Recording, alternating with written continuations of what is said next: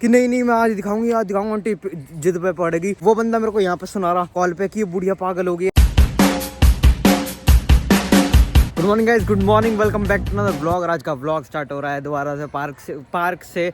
और आज मेरे को तुम्हें एक बहुत इंटरेस्टिंग बात बतानी है, बहुत ही इंटरेस्टिंग बात बतानी है जो मेरे साथ सुबह हुआ। ये वाला व्लॉग ऑल दो बहुत जल्दी स्टार्ट हो सकता था सुबह के टाइम, बट ये हो रहा है 12 साढ़े 12 बजे करीब। और ये रीज़न क्या है इसके पीछे वो भी बताऊंगा मैं। तो भाई हुआ कुछ ऐसे कि मैं सुबह के टाइम, पापा ने मेरे को उठा लिया। पापा ने मेरे को बोला कि बेटा मेरे को ऑफिस जाना है और कार में डलवा ले CNG, और मैं बहुत लेट हो रहा हूँ, इतने तू भरा के आएगा, इतने मैं नहा दोगे तुझे नीचे मिल जाऊँगा। मैंने कहा ओके जी। मैं कार लेके, मतलब कार की चाबी उठाई और मैं चल दिया नीचे। कार के पास मेरे को मिली एक आंटी, और वो आंटी थी एजेड, वो होंगी 70 साल की शायद से। मतलब वो आंटी बिहारी थी, उनके आवाज से, मतलब लैंग्वेज से, एक्सेंट से मेरे को समझ में आ गया था। तो वो मेरे को कुछ बोल रहे, मेरे को वैसे सही प्रॉपर समझ में नहीं आ रहा था, बट उन्होंने मेरे को पेपर दिखाया। उसमें था एक लैब रिपोर्ट, जो टेस्ट उन्होंने कराया होगा, डॉक्टर ने जो बोला था उनसे। फिर मैंने बोला कि आंटी आपको किधर जाना है? उन्होंने बोला बेटा जनकपुरी जाना है। मतलब जितना मैं उनकी बातों समझ पा रहा था। तो उन्होंने मेरे को लोकेशन बताई, लोकेशन भी उन्हें नहीं पता थी। उन्होंने बस मेरे को ये बोल रही थी पीपल का पेड़ है, ये है, वो है। आंटी ने मेरे को ऐसे बोला। अब मेरे को समझ में नहीं आ रहा। फिर मैंने वो जो टेस्ट था, वो टेस्ट ऊपर उसमें हॉस्पिटल का नाम लिखा हुआ था। वो हॉस्पिटल मैंने सर्च करा तो वो यहाँ से था, पालम था 19-20 मिनट दूर। तो मैंने कहा आंटी ये तो बहुत दूर है। तो वो बोलने लगी नहीं नहीं यहीं पे, ये वो फलाने का ना, उनके पास एक पर्चा था, उसमें उनके बेटे ने फिर किसने उस पर उनका नाम और नंबर और एड्रेस वगैरह सब लिखा हुआ था। मैंने कहा अच्छा। फिर मैंने वो नंबर आंटी से पूछा कि आंटी ये नंबर किसका? उन्होंने बोला कि मेरी बहू का है।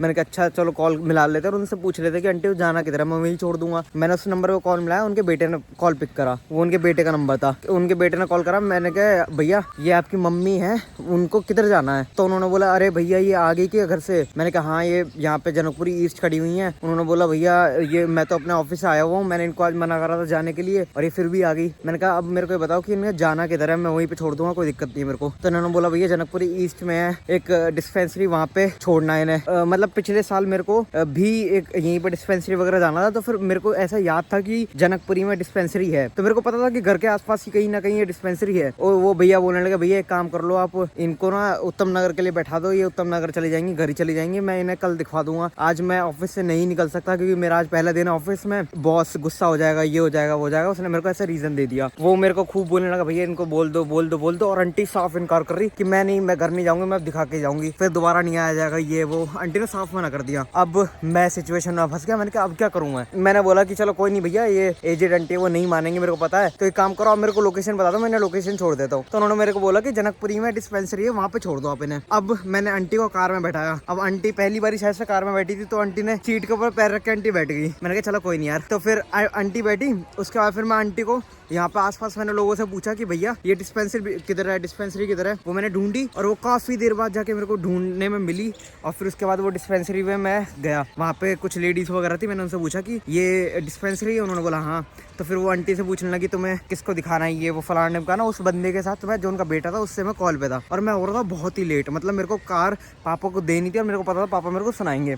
बट मैंने कहा यार चल कोई नहीं, अब आंटी को छोड़ नहीं सकते। आंटी भी जिद करके बैठ गई कि मैं घर वापस नहीं जाऊंगी, पहले मैं दिखा के जाऊंगी। मैंने कहा यार। फिर वहाँ पे मैं डिस्पेंसरी पहुंचा, तो उस डिस्पेंसरी में मेरे को पता चला कि वो वाली डिस्पेंसरी नहीं थी जो वो बंदा बोल रहा था। अब मैं उस डिस्पेंसरी के पास पहुंच तो गया, बट फिर वो मेरे को वहाँ पे जो रहने वाला एक लोकल बंदा था, उससे मैंने उस भैया की बात करा दी जिनकी मम्मी थी। तो उस भैया ने मेरे को बोला कि ये दीनदयाल हॉस्पिटल है, वहाँ पे जाना आंटी को। तो मैंने कहा चलो कोई नहीं है, मेरे को वहीं पे पास में पड़ जाएगा, वहीं पे मैं छोड़ दूंगा आंटी का, फिर वहीं पे कार में CNG भरा लूंगा। अब मैं चल दिया रास्ते में। तो फिर वो भैया का कॉल आया कि आप किधर छोड़ रहे हो इन्हें? तो फिर मैंने बोला कि मैं तो दीनदयाल हॉस्पिटल छोड़ रहा हूँ। आंटी ने भी वही बताया, और वो जो लोकल बंदा था उसने भी मेरे को ये बोला कि दीनदयाल हॉस्पिटल की बात कर रही है आंटी। तो उसने मेरे को, बंदे ने, जो उनका बेटा था, उसने साफ मना कर दिया, नहीं नहीं भैया वो दीनदयाल हॉस्पिटल नहीं है, मेरे को पता है, आप एक काम करो इन्हें छोड़ दो, आप छोड़ दो, उत्तम नगर के लिए बैठा दो, आप ये कर दो वो कर दो। तो फिर मैंने आंटी को बोला कि आंटी, मैं झूठ बोला मैंने आंटी को, मैंने कहा आंटी आज हॉस्पिटल बंद है, मेरी उन्हीं से बात चल रही है, बंदे से बात चल रही है हॉस्पिटल में, तो वो बंदे मना कर रहे हैं कि आज नहीं होगा, तो आप घर चले जाओ, उत्तम नगर के लिए मैं बैठा देता हूँ। आंटी साफ कि नहीं नहीं मैं आज दिखाऊंगी, आज दिखाऊंगा। आंटी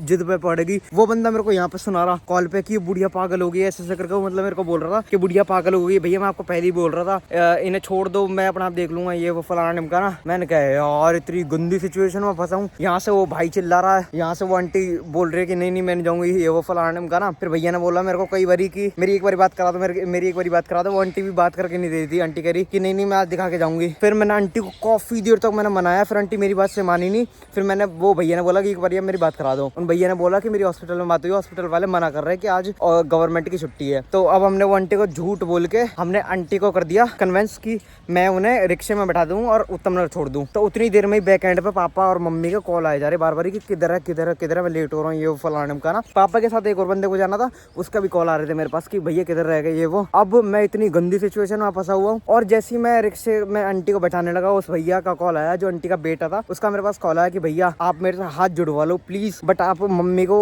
उत्तम नगर तक छोड़ दो प्लीज, छोड़ दो, ये कर दो वो कर दो। वो इतनी रिक्वेस्ट करे मेरे से, वो तो हाथ जोड़ने लगा कॉल पे ही कि भैया हाथ जोड़ता हूँ। मेरे आगे तरस। मैंने कहा यार अब आंटी को तूने ऐसे मतलब अपनी साइड कर लिया है, तो अब आंटी को पूरा रिस्पॉन्सिबिलिटी छोड़ के जा, देखी जाएगी पापा दो गाली दे लेंगे। अब मतलब ऐसे आंटी को छोड़ते हुए मेरे को भी शर्म आती और मेरे को ऐसे रिग्रेट रह जाता, तो फिर वो सही नहीं लगता मेरे को।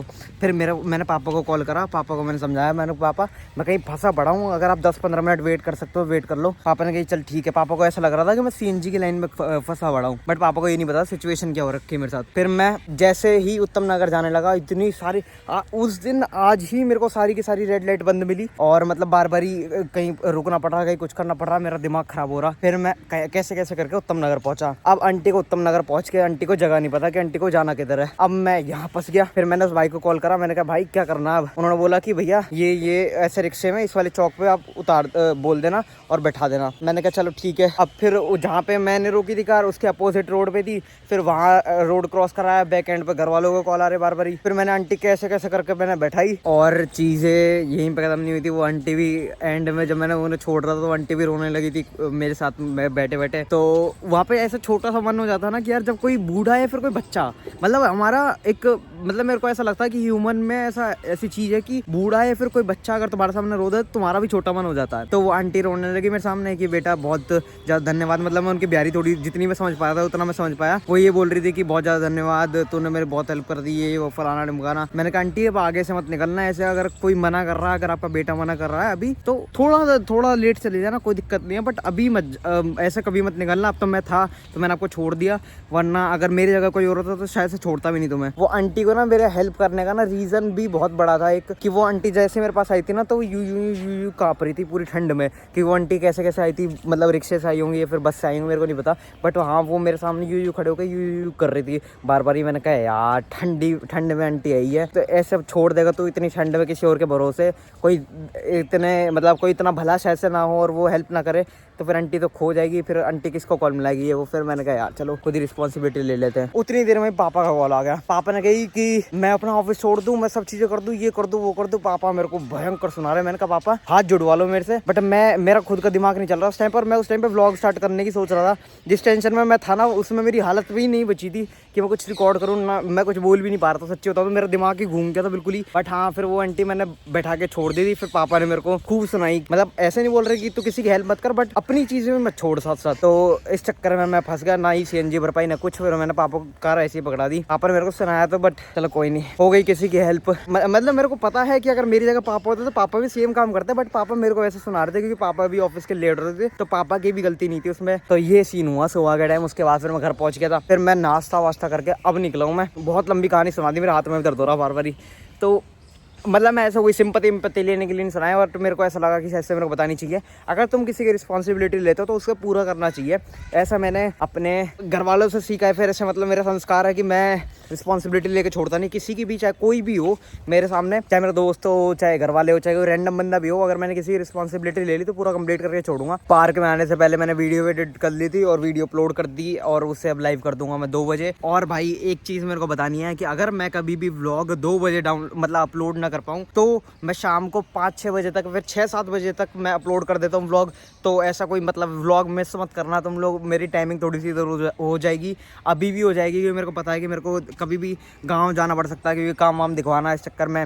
तो हाँ चीज़ें ऐसे थोड़ी उलट पुलट हो रखी है, बट कोई नहीं, तुम समझ रहे हो ना मेरी कंडीशन, समझ रहे हो ना तुम लोग। और भाई पता नहीं क्यों मेरे को नहीं पता, बट हाँ मेरे को इतना ज़्यादा इंटरेस्ट आने लगा ना पॉलिटिक्स में। मतलब मैं डेली कुछ ना कुछ पॉलिटिक्स के बारे में सीख रहा हूँ और मतलब मेरे को मज़ा आ रहा है। ऑल मतलब जब मैं उसमें था ना, जब मैं स्कूल लाइफ में था, मेरे को कभी भी इंटरेस्ट नहीं आया मेरे को मतलब इसमें पूरे एसएसटी में मेरे हमेशा से कम नंबर आए हैं। बट मेरे को अब इतना ज़्यादा इंटरेस्ट हुआ है कि लोकसभा क्या होता है, राज्यसभा क्या होता है, ये सब चीज़ें मतलब सारे मेंबरों के बारे में जानना और एमएलए वगैरह इन सब के बारे में जानने में मेरे को इतना इंटरेस्ट आ रहा है ना, इतना मज़ा आ रहा है। पता नहीं क्यों मेरे को ऐसा लगता है कि शायद से हमारी जो बुकिश जो लैंग्वेज थी वो थोड़ी सी आउटडेटेड हो चुकी है, क्योंकि उसमें ना वही है कि अकबर ने क्या करा, इसने क्या करा, मुगल कब आए, ये फलाना करा। मेरे को इतना बोरिंग लगता ना, ये वाला कॉन्सेप्ट ही मेरे को इतना बोरिंग लगता है। मेरे को ऐसा लगता है कि अगर तुम इंडिया में हो तो तुम्हें इंडिया के बारे में ऑलमोस्ट सारी चीज़ें पता होनी चाहिए। अगर तुम 10th तक पहुँच गए और तुम्हें 10th तक भी तुम्हें किसी चीज़ के बारे में नॉलेज नहीं है, इंडिया में पॉलिटिक्स कैसे काम करती है, कैसे क्या कुछ होता है, क्या सब चीज़ें, तो रुक जाओ, पापा कॉल आ गया। क्या टाइमिंग है पापा की पॉलिटिक्स में ही? हाँ, तो मैं पॉलिटिक्स की बात कर रहा था, तो फिर मैं यही बता रहा था कि यार मेरे को पॉलिटिक्स में इतना मजा आ रहा है ना, इतना ज़्यादा मजा आ रहा है कि यार मेरे को ऐसा फील होता है कि यार तुम लोगों को भी एक बार ना ये पॉलिटिक्स के बारे में जानने अगर तुम थोड़ा सा स्टार्ट करो तो मैं इतनी क्यूरियोसिटी बढ़ जाएगी ना, क्योंकि अब तो Instagram is full of politics and ये सब चीज़ें चल रही है, सब एक्सपोज हो रहे हैं और मतलब सब चीज़ें हो रही हैं। तो फिर तुम्हें भी एक बार ट्राई करना चाहिए, शायद से तुम्हें मज़ा आए। मेरे को तो बड़ा मज़ा आ रहा है, किस पॉलिटिशियन ने क्या करा है, किस पॉलिटिशियन ने क्या नहीं करा, वो सब चीज़ें पढ़ने में। हाँ, ऑल दो मैं इतनी सारी चीज़ें दिमाग में नहीं रख पाता, जितना मैं याद रख पाता हूँ उतना ज़्यादा मेरे को याद है, और उस चीज़ के बारे में मैं तुम्हें व्लॉग में बता देता हूँ। बाकी अगर तुम लोगों को नहीं जानना और तुम्हें इंटरेस्ट नहीं है तो मैं तुम्हें पढ़ा दूंगा, व्लॉग में पढ़ा दूंगा, मतलब तुम्हें मैं शॉर्ट में समझा दूंगा कि देश दुनिया में चल क्या रहा है। बाकी तुम्हारे भाई की 3-4 महीने की मेहनत अब थोड़ी सी दिखने वाली है, क्योंकि अपने चैनल पे होने वाले 50,000 व्यूज़ हैं इन टोटल में, रील्स और उसको सब चीज़ों को मिला के, मतलब शॉर्ट्स को और लॉन्ग वीडियोज़ को मिला के 50,000 व्यूज़ होने वाले हैं। अभी उसमें हो रखे हैं 49.2 के, और मेरे हिसाब से अगर मैं आज रील डालूंगा और कल भी रील डालूंगा तो शायद से कल तक कंप्लीट हो जाएंगे। बट चलो देखते, मतलब 1-2 दिन में तो कंप्लीट हो ही जाना है। तो हाँ, एक बार कॉन्ग्रेचुलेशंस भी लिख देना, अपनी एक अचीवमेंट कंप्लीट होने वाली है। और सब्सक्राइब कर देना अगर तुमने सब्सक्राइब नहीं कर रखा तो। चाइना 2.0, चाइना में लोग काम कर करके थक जाते हैं ना, तो रोडों पे बैठ जाते हैं। ऐसे इंडिया में लोग बहुत ज़्यादा काम करते हैं ना, बहुत ज़्यादा काम करते हैं, सुबह ही ज़्यादा काम कर लेते हैं, इस चक्कर में वो अंकल रेस्ट कर रहे थे। ऐसे कोई गलत नहीं बोलेगा कमेंट सेक्शन में। अब चलते हैं अपने घर और उसके बाद नहाते धोते हैं और आगे की बातचीत करते हैं। हरकतें देख लो मेरी, क्या लिखा है वो। लो जी, शाम हो चुकी है भाई, शाम के बजे 5 और मौसम भी साफ है।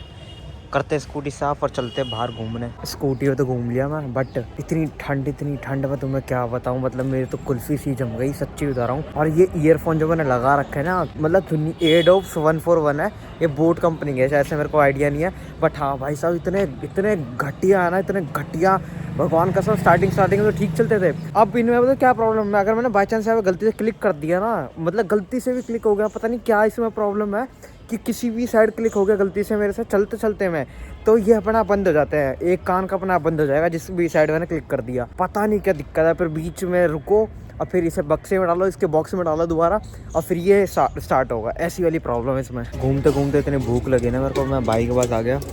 मेरा भाई भेलपुरी बना रखे, भेलपुरी मैं पहले भी खाता था जब मैं कोचिंग जाता था अपने, आज खा रहा हूँ, पर 10 रुपये महंगी कर दी भाई ने। हाँ, मिर्च लग गई, मिर्च बहुत ज़्यादा मिर्च थी उसमें। हाँ, इस मिर्च के साथ इस मिर्च वाले मुंह से व्लॉग को करते हैं ख़त्म यहीं पे, और मैं मिलूँगा तुम लोग कल एक नए व्लॉग में। Same energy, bye bye.